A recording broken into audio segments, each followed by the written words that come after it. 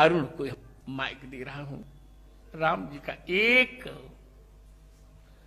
जो सीरियल में प्रसारित हुआ था वह कोई एक परिसंवाद, मैं डायलॉग्स नहीं कहूंगा, परिसंवाद सुनाने के लिए आप लोग बैठ जाए। फिर मैं उपसंहार करूंगा, फिर तब आरती होगी। परम पूज्य महाराज जी के चरणों में कोटि कोटि वंदन। आप सभी बहनों भाइयों, आप सबके चरणों में नमन। आज मेरी बरसों की इच्छा पूरी हुई है, महाराज जी के दर्शन करके, उनका आशीर्वाद प्राप्त करके।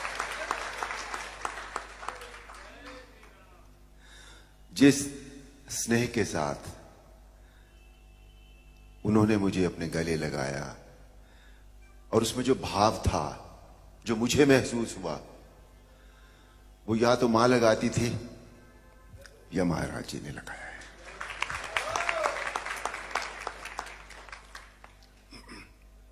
महाराज जी की आज्ञा हुई है रामायण का एक परिसंवाद सुनाने की।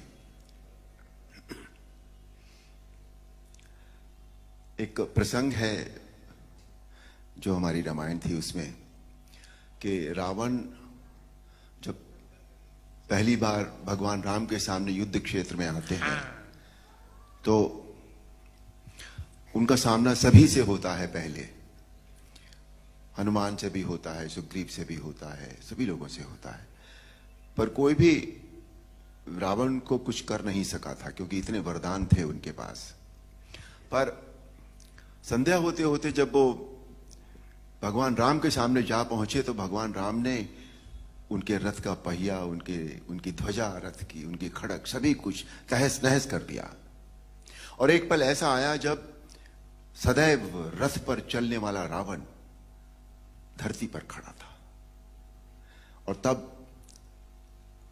भगवान राम ने उनसे जो कहा वो प्रस्तुत है। वाह रावण वाह, भगवान शिव के त्रिशूल की भांति प्रचंड वायुपुत्र हनुमान की मुष्टिका का प्रहार तुमने सह लिया। तुम सचमुच परम शक्तिशाली हो, परंतु कितने दुख की बात है कि तुमने अपनी ये शक्ति अधर्म के कार्यों में लगा दी और इस दुर्दशा को पहुंच गए। रावण, भक्त और ज्ञानी में अंतर होता है। भक्त चाहे मूर्ख हो परंतु हृदय का सच्चा और मन का सरल होता है, परंतु ज्ञानी तुम जैसा दुष्ट भी हो सकता है जिसे स्वर्ण लंका के राज सिंहासन पर बैठकर भी जीवन की अपूर्णता का कांटा चुभ रहा है। तुम्हारे जीवन में इस समय अशांति, चिंता और तड़प के अतिरिक्त और कुछ भी नहीं है। तुम्हारे जैसे हर दुराचारी को एक समय इस बात का आभास हो जाता है कि उसका अंत समय निकट आ गया है और तब वो एक घायल सांप की भांति अपनी सुरक्षा की बिल ढूंढता फिरता है, लेकिन उसे कहीं सुरक्षा नहीं मिलती। वही अवस्था इस समय तुम्हारी है। तुम्हारे पाप कर्मों के विष के प्रभाव ने तुम्हारे मन की शांति को जला दिया है और तुम उस पाप के विषैले कांटे की चुभन को छुपाने के लिए ऊंची ऊंची आवाज में बड़ी बड़ी डींगे मार रहे हो जिन्हें तुम्हारा अपना मन भी सच नहीं मानता। रावण, इसी का नाम है दुर्दशा। रावण, युद्ध जीतने के लिए धर्म और आध्यात्मिक शक्ति की आवश्यकता होती है।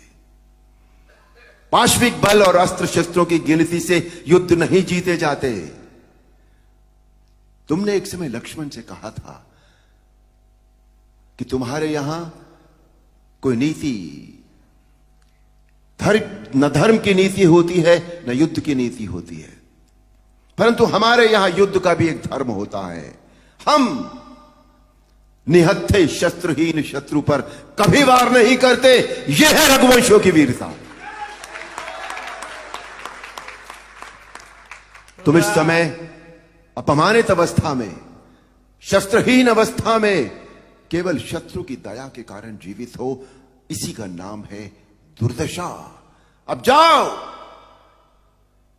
कल फिर शस्त्र लेकर आना। और अगले दिन हम सब जानते हैं, आप सब जानते हैं,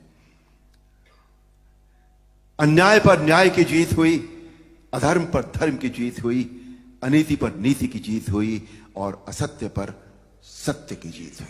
बोल सियापति रामचंद्र की जय। महाराज जी, आज मैं तुम्हें क्या दूं? महाराज जी, आपने इतना ही दूंगा। तुमने बंद आंखों से मैंने राम जी को देखा है और तुम मेरे छोटे भाई हो, से तुम जान के बोल रहा हूं, आप नहीं बोल रहा हूं। यदि तुम चाहोगे तो जगत गुरु रामानंदाचार्य होने के नाते मैं तुम्हें राम मंत्र की दीक्षा अवश्य दूंगा। अहो भाग्य महाराज, अहो भाग्य स्वामी। बैठिए बैठिए, 2 वाक्य बोल के फिर विश्राम होगा। जो वाक्य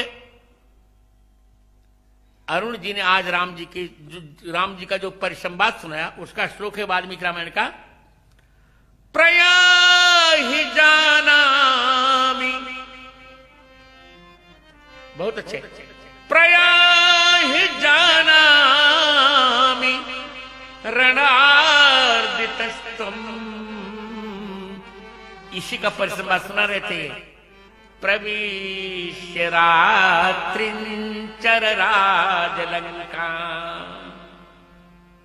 आश्वस्य निर्याहि रथी च धन्वी, तदा बलम प्रेक्षसि मे रथस्थ। और अब यही बात, प्रयाहि रावण लौट जाओ, जाना में रणार्दितस्तुम, मैं जानता हूं तुम युद्ध में थक गए हो, जाओ प्रवेश, हे रात्रिंचर राज, राक्षस राज, लंका में प्रवेश करके आश्वस्त थोड़ा विश्राम करके रथ लेकर धनुष लेकर फिर युद्ध में आओ और फिर मेरा बल रणांगण में देख लेना। मुझे यह कहने में बहुत हर्ष हो रहा है कि यह परिसंवाद मैंने ही रामानंद सागर को लिखवाया था।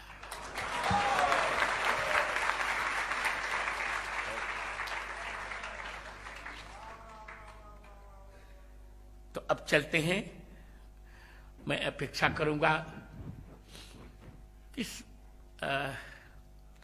आयोजन के संयोजक मेरे पुत्र कल्प कृष्णचंद्र ठाकुर भी अरुण जी को मंगलाशासन देंगे।